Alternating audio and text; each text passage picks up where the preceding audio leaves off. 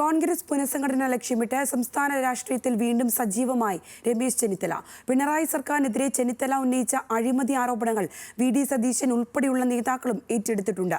പഴയ ഗ്രൂപ്പ് സമവാക്യങ്ങൾ മാറിമറിഞ്ഞ കോൺഗ്രസിൽ ചെന്നിത്തലയുടെ ഇടപെടലുകൾ പ്രധാന ചർച്ചയായി കഴിഞ്ഞു.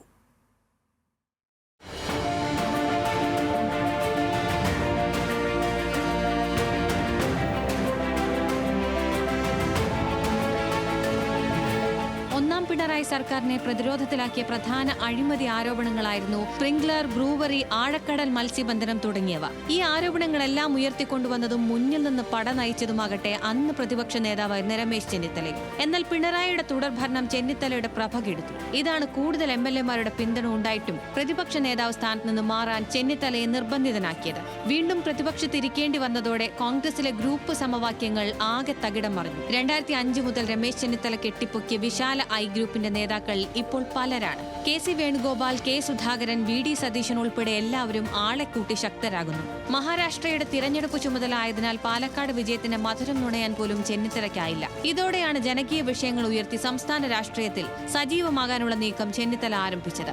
അതും കൃത്യമായ മുനവച്ച ഒളിയമ്പെറിഞ്ഞുകൊണ്ട്. അല്ലല്ല, ഞങ്ങൾ ആ വിഷയങ്ങൾ ഉന്നയിക്കുന്നുണ്ട്, ജനങ്ങളുടെ മുന്നിൽ ആ വിഷയങ്ങൾ അവതരിപ്പിക്കുന്നുണ്ട്. വൈദ്യുതി ചാർജ് വർധനവിനെതിരെ സമരം നടന്നുകൊണ്ടിരിക്കുകയാണ്. അത് ഞങ്ങൾക്ക് ഞങ്ങളുടേതായ രീതിയിലുള്ള സമരങ്ങളെ നടത്താൻ കഴിയുള്ളൂ. മറ്റു കാലഘട്ടങ്ങളിൽ ചെയ്തതുപോലെയുള്ള സമരങ്ങളല്ല ഞങ്ങൾ ചെയ്യാറുള്ളത്. ആ സമരങ്ങൾ നടക്കുന്നുണ്ട്.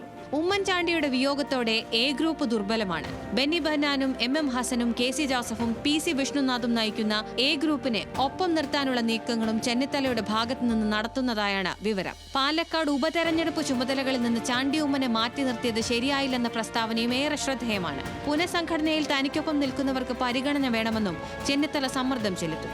മണിയാർ ജലവൈദ്യുത പദ്ധതിയുമായി ബന്ധപ്പെട്ട രേഖകൾ സഹിതം ചെന്നിത്തല ഉയർത്തിയ ആരോപണങ്ങൾ മറ്റ് കോൺഗ്രസ് നേതാക്കൾക്കും ഏറ്റെടുക്കേണ്ടി വന്നു.